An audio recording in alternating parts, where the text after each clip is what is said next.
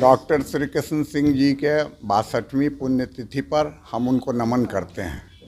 बिहार के विकास में 1967 तक जो बिहार विकास किया वो भारत में अग्रणी था। भारत में दूसरा राज्य था जो अपने व्यवस्था से पूरा विकसित विकासशील था। और उन दिनों जितनी औद्योगिक इकाई बिहार में थी, जैसे HEC, BSL और बरौनी का रिफाइनरी, वैसा कहीं नहीं था। वह यहीं अभी जो स्टेट गेस्ट हाउस है उसमें श्री कृष्ण सिंह रहा करते थे। उस समय उसका नंबर था 4 किंग जॉर्ज एवेन्यू, अब उसको जवाहरलाल नेहरू मार्ग बोलते हैं। और उनका सिर्फ 2 टायर मिनिस्ट्री था जिसमें कोई राज्य मंत्री नहीं था। कैबिनेट मिनिस्टर और डिप्टी मिनिस्टर हुआ करते, छोटे मंत्रिमंडल थे। उन्होंने जो विकास किया वो सराहनीय है और आज तक वैसा इतिहास बिहार में फिर नहीं दोहराया गया। ये वो नहीं मिल पा रही है। सामाजिक जो स्थिति है वो तो अपने आप में कहीं कुछ कम नहीं है, लेकिन राजनीतिक रूप से चाहिए जो हिस्सेदारी वो नहीं मिल पा रही। इसको लेकर किस?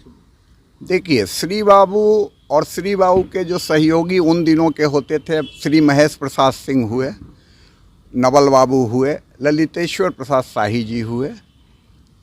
महेश बाबू और श्री बाबू ने कभी अपने बच्चों के बारे में नहीं सोचा, एक समाज के बारे में और सर्व समाज के बारे में ही सोचा। सिर्फ भूमियार के बारे में नहीं सोचा, सर्व समाज के बारे में सोचा। उन दिनों राजनीति का केंद्र हुआ करता था मुजफ्फरपुर, और मुजफ्फरपुर में अगर श्री बाबू नहीं होते तो श्री ललितेश्वर प्रसाद शाही जी राजनीति में नहीं आते, श्री नवल किशोर सिंह जी राजनीति में नहीं आते, श्री राम बाबू सिंह राजनीति में नहीं आते, श्री त्रिवेणी प्रसाद सिंह जो मेरे पिताजी थे वो विधायक नहीं होते। उसके बाद राम बाबू सिंह, ऐसे बहुत अनेकों नाम हैं। उन लोगों ने अपने बच्चों का ख्याल नहीं किया कि मेरे बच्चे विधानसभा हैं।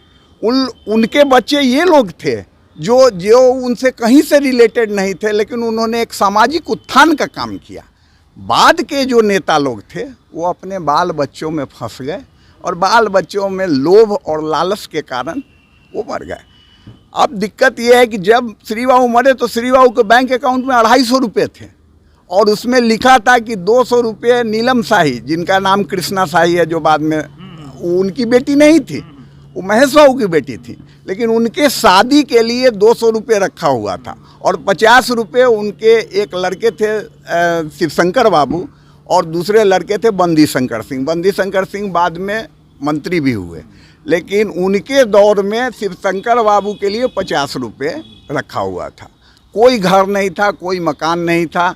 आज जो स्टेट गेस्ट हाउस है उसमें उड़ाहा करते थे, उन दिनों उसे 4 KG कहा जाता था, 4 किंग जॉर्ज एवेन्यू, अब उसका 4 जवाहरलाल नेहरू मार्ग है। और ऐसे लोग हुआ करते थे, ऐसे हर समाज में लोग थे, सिर्फ भूमियारी समाज में नहीं। आपने नाम सुना होगा सरदार हरिहर सिंह, वो भी बिहार के मुख्यमंत्री थे। आप नाम सुने होइएगा भोला पासवान शास्त्री जी, वो पासवान के थे। आज उनके लड़के की स्थिति देख लीजिए कि उन्होंने अपने लिए कुछ नहीं किया। आज लड़का उनका स्लॉटर हाउस चला रहा है। इसलिए उन दिनों के लोग सब, हर समाज के लोग भले आदमी होते थे। माने हरिहर सिंह जी राजपूत समाज से आते थे, लेकिन उनको पटना में रहने के लिए एक प्लॉट नहीं था।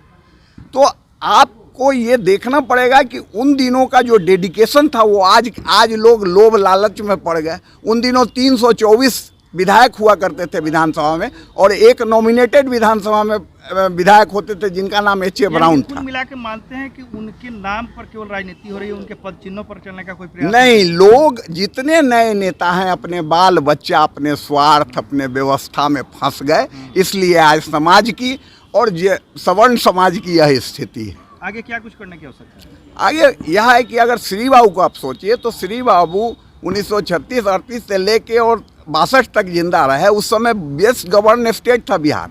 आप देखिएगा 67 से 90 के बीच में 20 सरकारें बदली।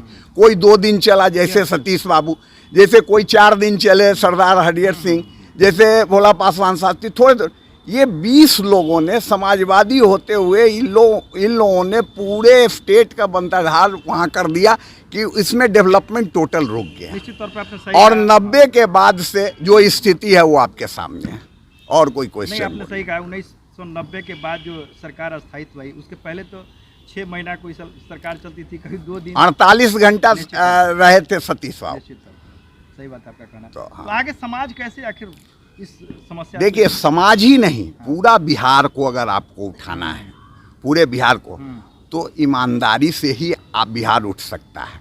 और ईमानदारी से विकास उन्मुक्त होना पड़ेगा, विकास करना पड़ेगा, तभी बिहार का और समाज का डेवलपमेंट होगा। और बिहार के डेवलपमेंट में समाज का डेवलपमेंट है, सिर्फ समाज से मत देखिए।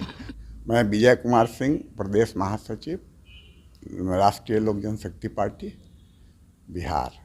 राष्ट्रीय लोक जनशक्ति पार्टी दिल से श्री बाबू को याद करती है और उनका अनुसरण करके उनके पद चिन्हों पर चलना चाहती है।